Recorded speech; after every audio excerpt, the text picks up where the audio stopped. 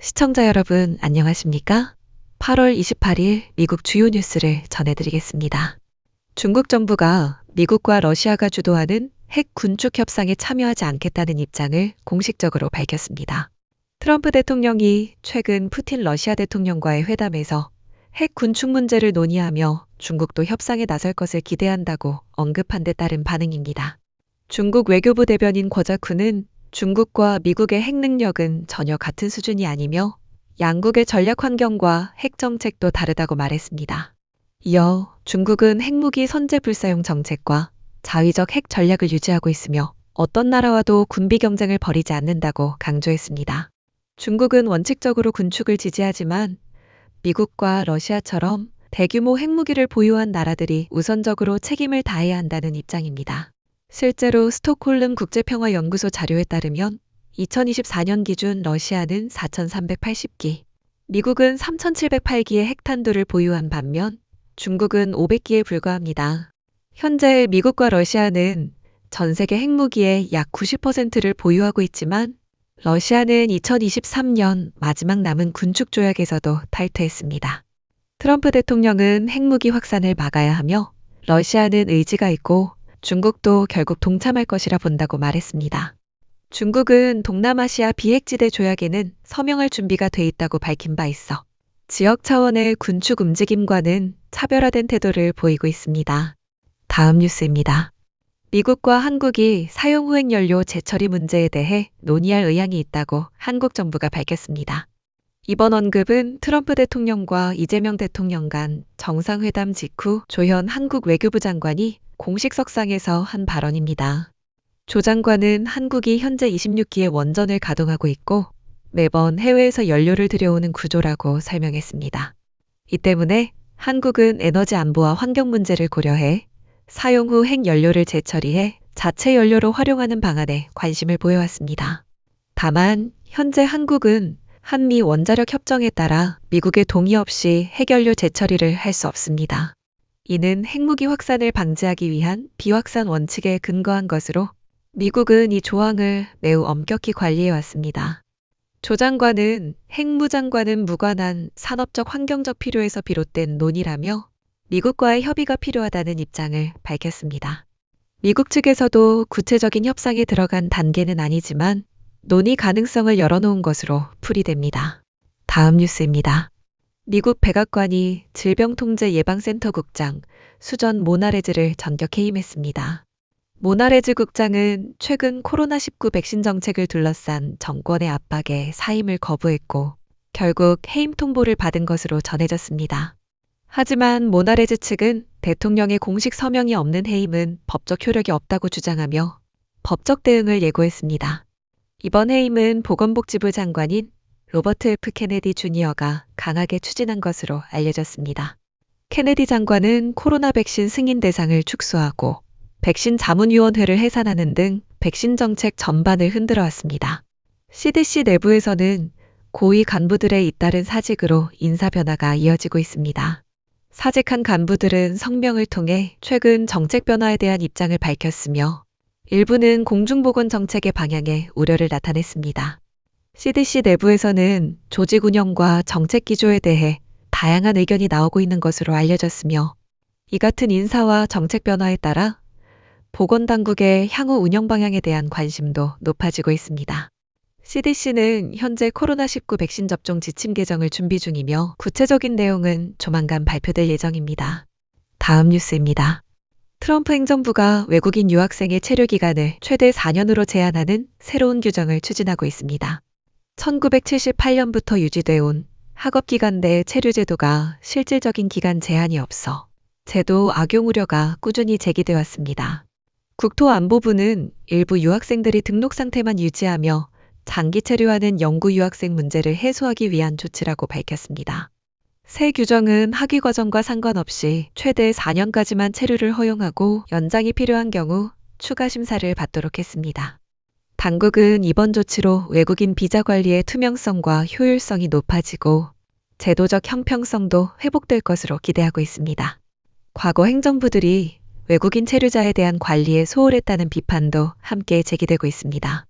이번 조치를 미국 국민의 안전과 재정 부담 완화를 위한 합리적 조정으로 평가하는 시각도 있는 반면 교육계에서는 유학생 유치에 영향을 미칠 수 있다는 우려를 제기하고 있으며 대학들도 이에 대한 신속한 대응과 협력이 필요하다는 목소리가 나오고 있습니다. 새 규정은 관보 게재와 의견 수렴 절차를 거쳐 최종 시행 여부가 결정됩니다. 다음 뉴스입니다. 최근 여러 시청자분들께서 미국에서 70세 이상 고령 운전자들을 대상으로 새로운 운전면허 갱신 규정이 시작된다는 이야기를 듣고 문의를 주셨습니다. 이 소문은 소셜미디어를 통해 빠르게 퍼졌으며 2025년 7월부터 연방정부가 고령 운전자들에게 정기적인 시험을 의무화한다는 내용이 담겨 있습니다. 예를 들어 70세부터 80세는 4년마다 시력검사, 81세부터 86세는 2년마다 시력과 인지능력 검사, 87세 이상은 내년 실기시험까지 치러야 한다는 식입니다. 하지만 이 내용은 사실이 아닌 것으로 확인됐습니다. 미국에서는 운전면허와 관련된 규정을 연방정부가 아닌 각주 정부가 담당하고 있으며 전국적으로 통일된 고령운전자 규정은 존재하지 않습니다. 현재 일부 주에서는 고령자에게 갱신 시 시력검사를 요구하는 등 별도 기준을 두고 있지만 그 범위와 내용은 주마다 다릅니다. 예를 들어 캘리포니아는 70세 이상 운전자가 면허갱신 시 시력검사를 받아야 하고 일리노이주는 75세 이상부터 적용됩니다.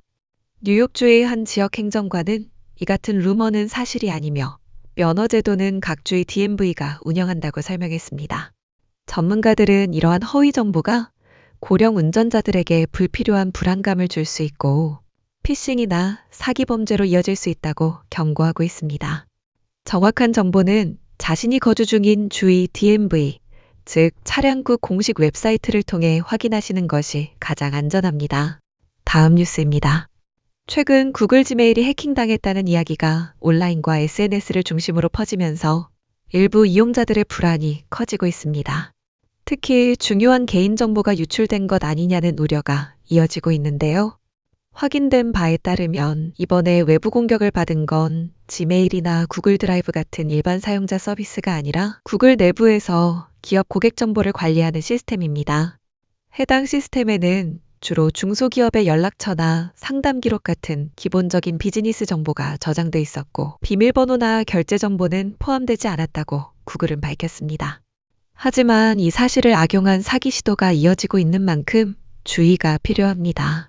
구글을 사칭해 전화나 이메일을 보내 보안 문제로 비밀번호를 재설정하라며 계정 정보를 요구하는 수법이 실제로 확산되고 있습니다.